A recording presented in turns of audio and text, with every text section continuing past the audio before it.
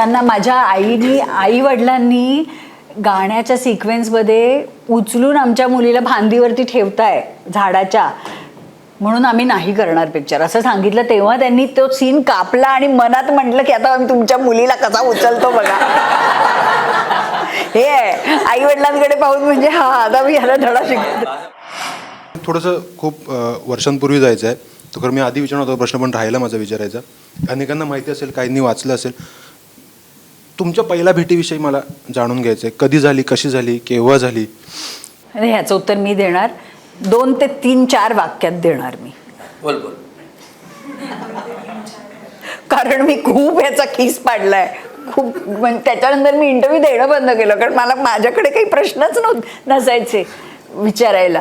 ह्यांची माझी भेट तुम्हाला सगळ्यांना माहिती आहे, नवरी मिळे नवऱ्याला ह्या चित्रपटासाठी काही त्याच्या वर्ष एखादं आधी झाली.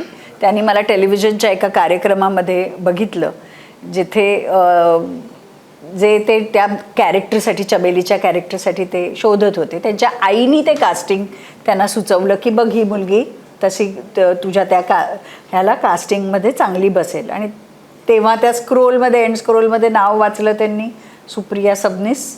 आणि मग ते नाव त्यांना 2च दिवसांनी एका वर्तमानपत्रात नाटकात दिसलं. मधुकर तोरडमलांचं म्हातारे अर्क बाईत गर्क त्यावेळेला केलं, त्याच्यात पण माझं नाव होतं. मग ते नाटक बघायला आले.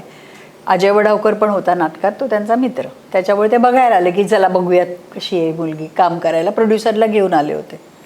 आणि तिथे माझं रूप वेगळंच होतं. म्हणजे जे चमेलीचं नवरी मिळे नवऱ्याला मधली जी चमेली होती ते त्यांनी रूप माझं बघितलं टेलिव्हिजनवरती. पण इथे आल्यानंतर मी अगदी टॉमबॉय, एकदम बॉयकट आणि एकदम अशी शर्ट ट्राउझर्स आणि ढमीचं काम करत होते त्याच्यात मी तसं. त्याच्यामुळे त्यांच्या प्रोड्युसरला काही मी आवडले नाही. पण ह्यांना कुठे काही दुसरीकडे त्यांना पसंत पडत नव्हतं कास्टिंग. मग ते परत त्यांनी मला एकदा भेटायला बोलवलं. तेव्हा आमची समोरासमोर अशी भेट झाली.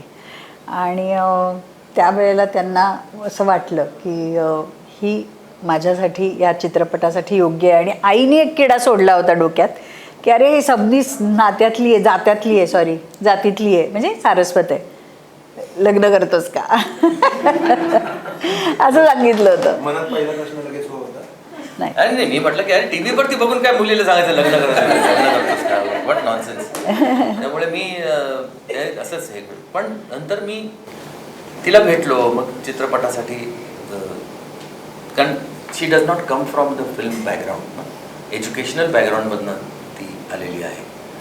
तर त्यामुळे त्यांना पण चित्रपटात काम करायला परवानगी देणं मुलीला is not a very easy. म्हणजे आमच्या घरी पण असं सगळ्या मोठ्या थोरा मोठ्यांना, आजी काका सगळ्यांना बोलवून असं सांगितलं होतं की अशी अशी विचारणा झाली आहे चित्रपटात काम करण्यासाठी, तर करू देत का.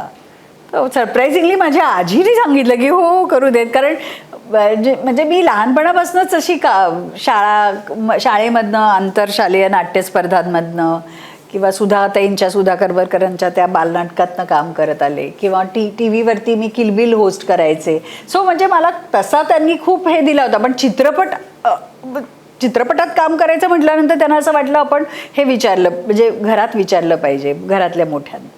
तर हो नाही म्हणता जेव्हा त्यांनी हो म्हटलं, त्यानंतर मग चित्रपट मी केला सगळा. आणि मला ती ॲज अ पर्सन म्हणून तर आवडलीच, आर्टिस्ट म्हणून सुद्धा आवडलीच होती, पर्सन म्हणून पण आवडली. पण मी मनात ठरवलं की तिला मागणी घालायची ते तिच्या आईवडिलांना पाहून,